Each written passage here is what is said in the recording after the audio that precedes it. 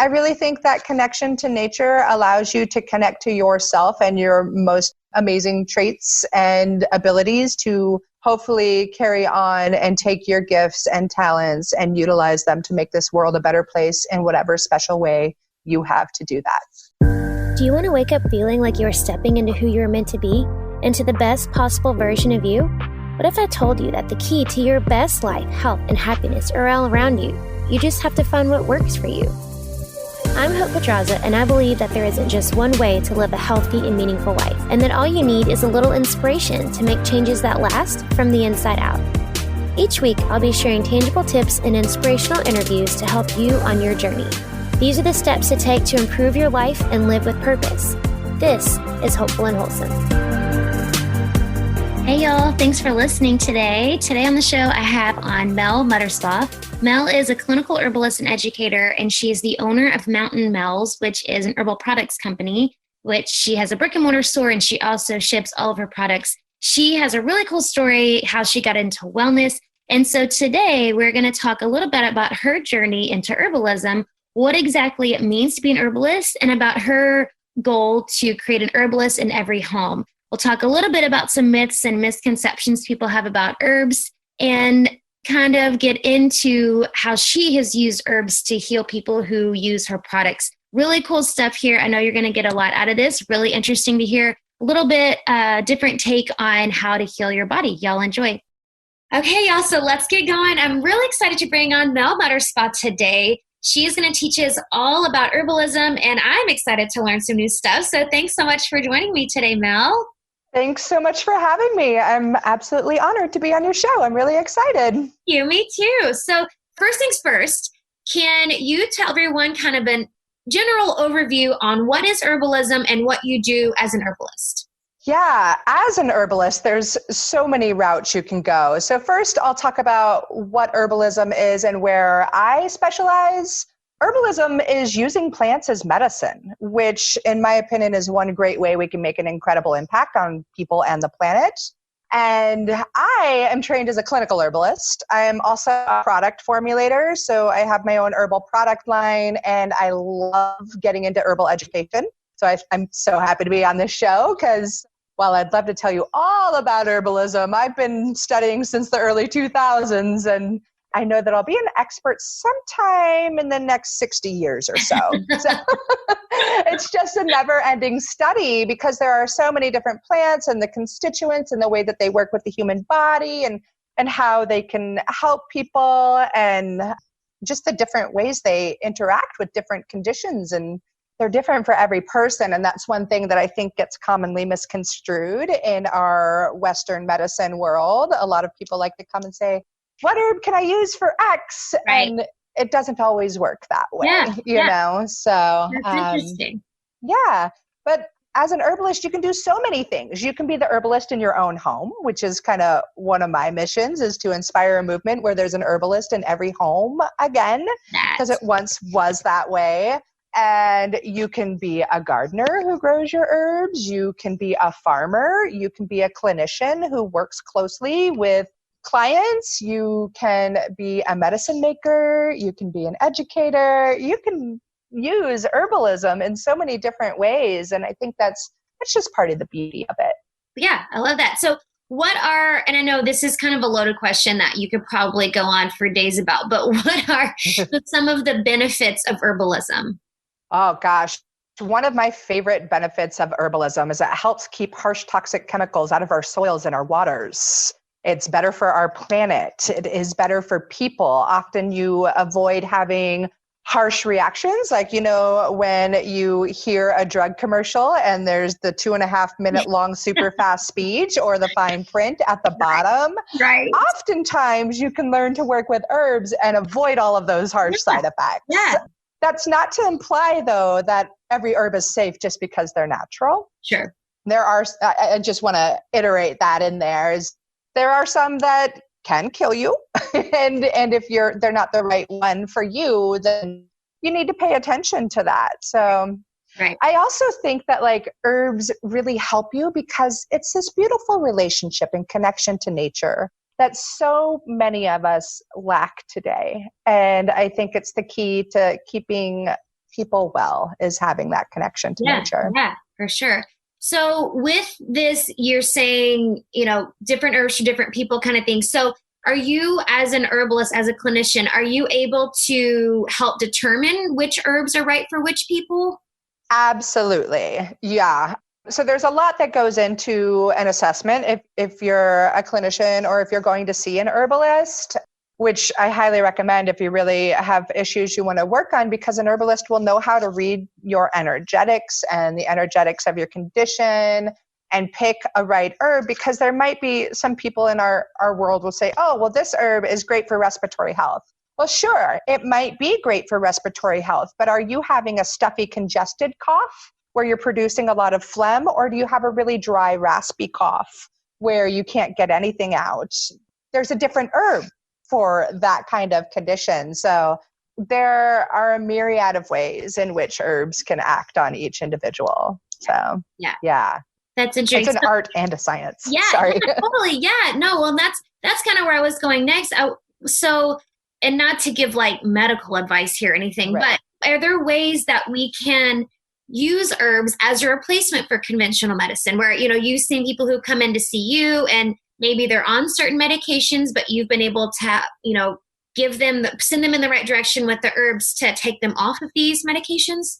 Yeah, there are a myriad of ways. So one thing about pharmaceuticals is the majority of them are derivative of plant constituents. Mm-hmm. So, these scientists discover that it has these constituents that act on the human body, and then they find a way to put those into pharmaceutical form. So there's that piece for sure. And then as far as I've had many people, I have a product line and functional herbal teas and then herbal first aid goods. So, but I really pride myself in making the functional herbal teas actually taste good, because I think in the 70s is like herbalism was starting to rise a bit. There were a lot of people that are like, drink this really nasty stuff and it's really good for you. And people would be like, okay, hippie freak, no, never. And then it sits on the shelf forever. Right. And nobody wants to use it, and they think herbs don't work, and they go back to the pharmaceuticals and to the pills. And I'm not going to try and imply that pharmaceuticals don't have a time and place, because they absolutely do. If it weren't for Western medicine, I wouldn't be alive, and neither would my daughter. So that is a really important piece. But I can think in particular, I've helped a lot of people get off various things, but I have a tea called Sweet Dreams Are Made of Teas. And that's one of the ones I get the most results from people. Is I've had an older man who didn't believe in the natural stuff at all. And he came to me and was just like, I have been taking 3 tabs of Benadryl a night for the last 30 years to go to sleep. And since I've started drinking your tea, I don't have to do that at all. That's amazing. Isn't it so amazing? It's like the most beautiful feeling to me to hear that, oh my gosh, what I've created really helps people. And it's like the highest honor in the world for me. That's awesome. Yeah. And then I've had other people with that same tea, like another woman, she was on quite a few different pills to get to sleep and just had a lot of great things happen in that way. And over the years of having my product business, I've heard that over and over and over. Yeah. So I don't have all the time it takes to be a full-time clinical practitioner.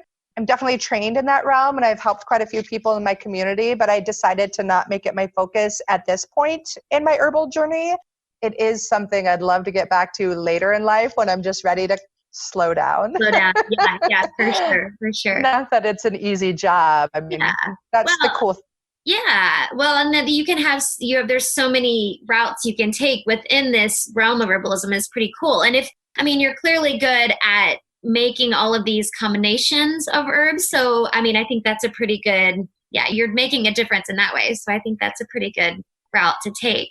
Yeah, it's really fun. That's like my creativity. Yeah. I love to formulate. And I had an herbal apothecary tea and smoothie shop where we were focusing on using food and plants as medicine. And it was all gluten and dairy free and everything was all organic. And our smoothies didn't have like ice as fillers. It was like frozen organic produce. And that's what went into it. We even made our nut milks from scratch. But wow.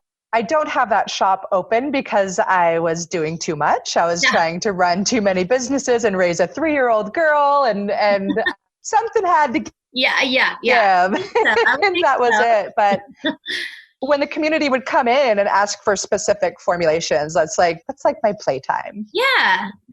So besides the sleep issues that you clearly have a lot of success in that realm, what are some of the other issues that people come in that want to use herbs for?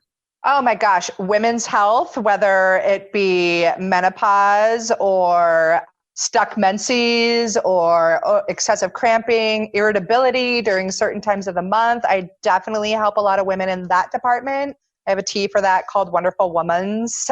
Stress and anxiety, huge factors. General arthritic pains and aches. I have things for that as well. Gosh, what else? Digestive issues are a big one. So yeah, a lot of the same things. It's interesting how the body intertwines also there, like the stress and the digestion and then the skin issues and Yeah. So why do you think, or I guess, how can you combat this? But I know a lot of people see, and like you had the man come in who was, kind of against the herbal stuff.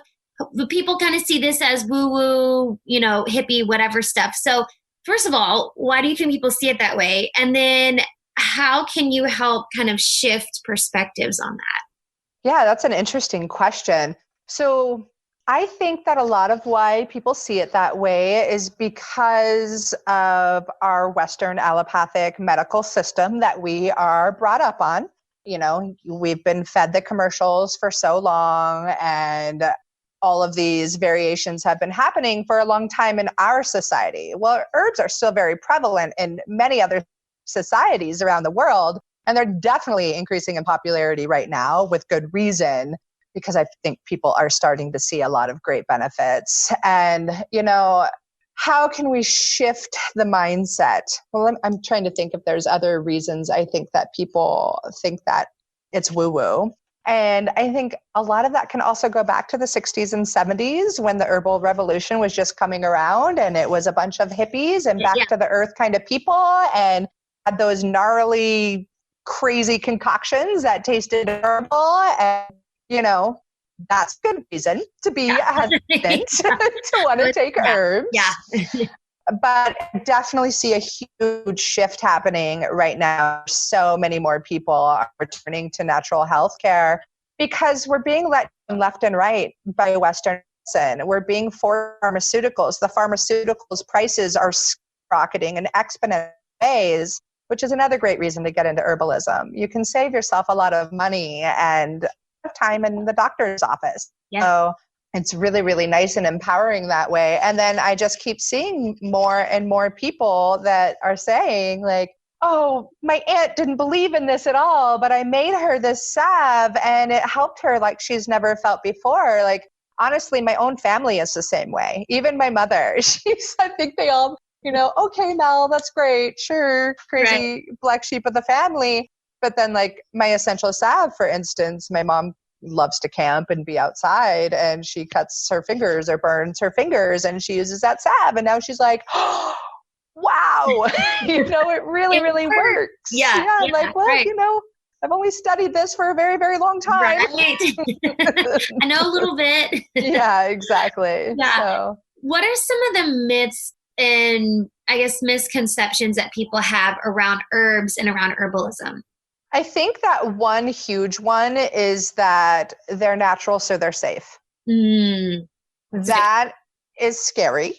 Sure, I do find them to be more safe than the pharmaceutical options and other things like that for me, because I'm well trained in that realm. That's definitely a big myth. Not every herb is safe, and they can have some dramatic effects on the way your body works, hopefully for the better. But unless you're matched up with the right herb for the right conditions, that's not going to happen. What is another kind of misconception that I see out there? The whole take this herb for that. That's another huge one. And that's because we're raised in that way in Western and allopathic medicine that you can take a pill for that. Yeah. Whatever it is. Yeah. Take a pill for it. Right. Go get your shot for it. But herbs don't work that way. yes, there are definitely some very safe and effective herbs that have a strong likelihood of helping certain conditions, but it's no guarantee. Yeah. Unless it's the right one for you. Right. And so say someone doesn't have a trained herbalist to, send them in the right direction. What is the best way to, I guess, educate yourself on what herbs to use? There's a myriad of great resources out there. One, I'll say I have a podcast. It's called The Herbalist Path. So it's a great podcast where I'm really on a mission to inspire movement where there's an herbalist in every home again. And I like to take some pretty high-end scientific concepts and break them down to make it easy for you to use your herbs in your own home. There are a myriad of resources out there, and that's where it gets kind of scary too, because some of them are not the greatest of resources. Rosemary Gladstar is always a phenomenal place to start. She has some really great books available, and she also has some online learning programs. I have a Facebook group where we're also doing that kind of thing, where I'm getting in there and doing lives teaching people about various herbs and how to make herbal products for themselves in their own home. Gosh, there's a lot of great resources out there, but just make sure you're looking into the credibility of the people that you're learning from. Because I think there's also a lot of people that are like, woohoo, I went to a special party, and so now I'm going to give you all this health advice. Right. No, for sure. Yeah. So. Well, I will definitely put all of those links in the show notes for everybody, because I know the resources that you have, even as, on your website and stuff and your Facebook group, I'm sure that will interest a lot of people listening. So I'll put links to that. That's a really good place to start for people. So let's kind of switch gears and talk kind of about what was your path to get into herbalism? How did you get onto this life's path? Yeah, what a fun story and journey it's been. So in the early 2000s, I went to school for environmental and experiential education because I have such a love for nature, and all I wanted to do was work around music or Mother Nature and be outside. And I wanted to spread that love for nature to so many people. And so I became a backpacking guide and a wilderness therapist. How fun. It was super fun, like getting paid to be outside. I would be out backpacking 8 days a week and then 6 days off. It was a really hard job, but it was great. And when I was doing that, I would find people paying me hundreds of dollars to walk them in my most sacred and amazing of spaces. Yet they carried backpacks and first aid kits filled with toxic, nasty crap. And it really chapped my hide because, one, it wasn't only harming their bodies. More importantly to me, it was harming our beautiful, precious planet. And so I started buying all these books on how to make different herbal remedies. Like, I have so many herb books, it's insane. And started making these recipes out of the books and handwriting my own labels. And I really wanted to have an herbal first aid kit in all the backpacks and camping gear of outdoor adventure seekers. That was like my dream. And I started passing them around my little Mount Hood community, and people kept giving me feedback. Wow, this actually works. Like, this is really great. Which triggered me to be like, really? Like, wow, what's going on here? Like, I had already been studying plants and like out in nature, spending a lot of time there, but I hadn't been studying the medicinal properties of the plants. And so I went to a conference at Brighton Bush Herbal Conference after that, and all of the great herbal elders were there. Rosemary Gladstar was there, Christopher Hobbs, Cascade Anderson Geller, Jane Bothwell, just these amazing people that have brought herbalism to where it is today. And I didn't know anybody or anything at the conference. I just went on a whim. And when I left that conference, I knew that this is what I have to do for the rest of my life. And so I signed up for my first official herb school that wasn't online. I had done a few online before then. And I started at a school, the Berry School Botanical out of Portland, Oregon. And there we got to spend a lot of time in the field going out to meet these plants and learn a lot about when the best times to harvest them are and how to make real medicine with them to make it effective. And it was really, really cool. and it left me wanting to know more. And I wanted to science behind what was going on there. And I went to Portland School of Traditional Western Herbalism, where I got my clinical studies going on. And they would have like one of the best herbalists from around the continent come and teach on specific systems and structures of the body each month. And we do a really great intensive. And it was a really jam-packed bunch of herbal studies there. And and since then, I've done a lot of conferences at the Naturopathic College up in Portland, Oregon. And yeah, it's a never-ending study now. Yeah. Well, like you said, there's so much to learn. I mean, I'm sure you can never learn, all there is to know about all of these plants and herbs and stuff. So, and I know as a part of your journey, is education, right? It's to educate people. So can you tell everybody about some of the courses that you offer? Yeah, of course. I've actually got a free workshop coming out. I don't know if you're going to be airing this in time. My first one starts on Friday the 13th. Ooh, I just now realized it's Friday the 13th. Okay. It should be a lucky one anyways, but that one's all about keeping cold and flu at bay away. And I'm doing that free workshop 4 times. And then I'm doing boosting immune strength and resilience with herbs. And I'm going to have that in 2 levels for like the moms that just want to learn how to make great medicine for their families and keep their toddlers from snotting all over them for the whole winter, that kind of stuff. So I have a course that we go into pretty good things there. And I share a lot of recipes and just the right timing to take the right herbs, which is a pretty big deal. And then I have a next level for those that want to go a little bit deeper. If you've already made these kinds of things and you want to learn even more herbs and you want to get really into the science behind the herbs and how the body works and the immune system. Yeah, nice. And then, those are just some. Yeah. Soon I'll have one out for stress and anxiety, herbs for stress and anxiety. In the new year, I'll be talking about herbs for digestive health. And then we're going to go into gardening and growing your own medicinal herb garden. I got a lot going on. That's great. No, that's all. It's like, I like it. It's like every step of the way, like, here, let's heal your body with all of these. And then, hey, you can learn how to grow them yourself. That's perfect. Yeah. Yeah. I really think that we need to have an herbalist in every home. I love it. Yeah. Yeah. And I know you're in your online store or in your store, you sell a lot of teas and you put those together yourself. So can you talk a little bit about the benefits and why you chose to do it that way? Yeah. So one, there's a lot of value in taking the time for yourself to sip a cup of tea. Very true.